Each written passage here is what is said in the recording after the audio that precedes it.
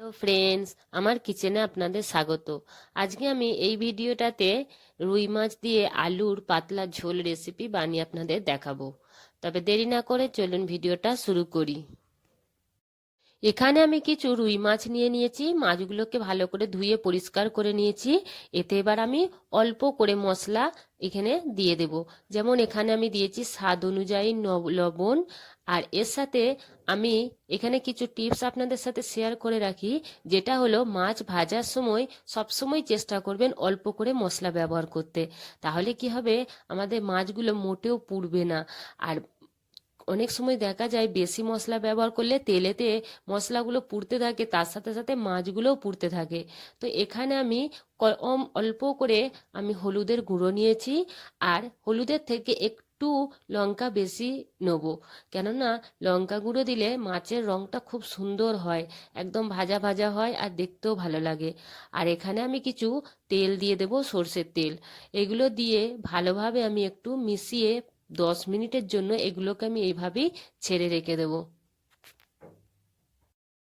আমি একটা মিক্সিতে একটা মিডিয়াম সাইজের টমেটো নিয়ে নিয়েছি, একটা মিডিয়াম সাইজের পেঁয়াজ নিয়ে নিয়েছি, একটু কাটা আদা নিয়ে নিয়েছি, আর একটু 1 চা চামচ মতো আমি জিরে, গোটা জিরে নিয়েছি।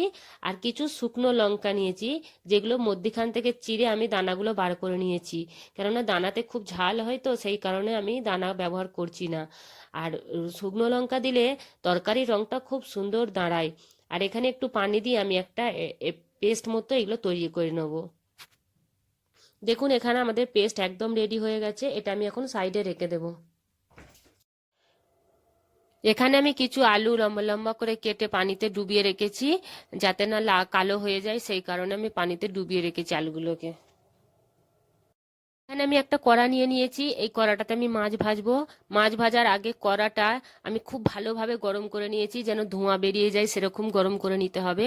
তারপরে তেল দিয়ে ভালো করে, তেলটাকেও যদি গরম করে মাছ ভাজা হয়, তাহলে আমাদের একটা মাছও নিচে ধরবে না, লেগে যাবে না, আর খুব সুন্দর মাছের রং আসবে। সেই কারণে আমি ভালোভাবে গরম করে নিয়েছি।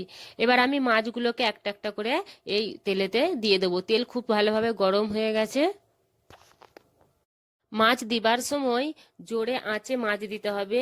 কম আঁচে যদি মাছ দেওয়া হয়, তাহলে মাছগুলো গিয়ে চিপকে যাবে, ধরে যাবে নিচে, একদম খারাপ হয়ে যাবে। তো সেই কারণে যখনই মাছ দেব তখনই ধ্যান রাখতে হবে যে যেন হাই আঁচে মাছ দেওয়া হয়। এখানে মাছগুলো হয়ে গেছে, আমি একদিকটা উল্টে দেবো।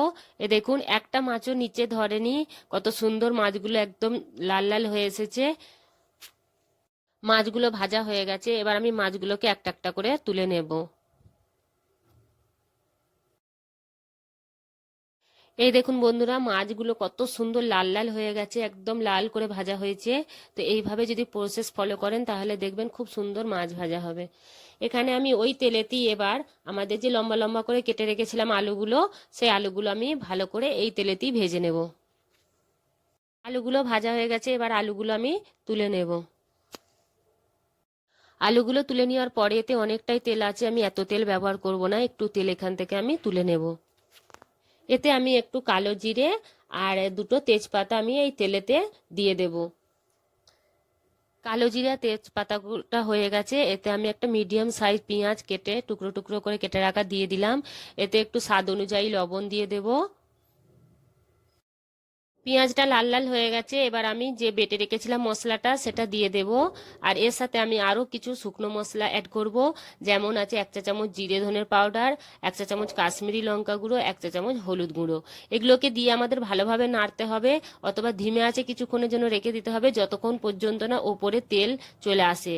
কারণ যদি মশলা কাঁচা থেকে যায়, তাহলে আমাদের তরকারির টেস্টটাই নষ্ট হয়ে যাবে। মশলাটা একদম রেডি হয়ে গেছে। এবার এতে আমি ভেজে রাখা আলুগুলো দিয়ে দেব। আলুগুলোকে নেড়ে এতে আমি একটু পানি দিয়ে কিছুক্ষণের জন্য ঢাকা দিয়ে রেখে দেবো, যতক্ষণ পর্যন্ত আলুগুলো না সেদ্ধ হয়ে যায়। একটা আলু এইভাবে কেটে দেখতে হবে যে আলুটা সেদ্ধ হয়েছে নাকি। এখানে আলুগুলো সেদ্ধ হয়ে গেছে। এবার আমি ভেজে রাখা মাছগুলো এতে ঢেলে দেবো, দিয়ে 2 মিনিটের জন্য একদম আস্তে আঁচে আমি রেখে দেবো। এখানে আমি কিছু ধনেপাতা অ্যাড করে দেবো, দিয়ে আমি গ্যাসের চুলো বন্ধ করে দেবো। আলু দিয়ে রুই মাছের পাতলা ঝোল একদম রেডি। যদি আপনাদের এই ভিডিওটা ভালো লেগে থাকে তাহলে লাইক, কমেন্ট, শেয়ার আর সাবস্ক্রাইব করতে মোটেও ভুলবেন না। ভিডিওটা দেখার জন্য অনেক অনেক ধন্যবাদ।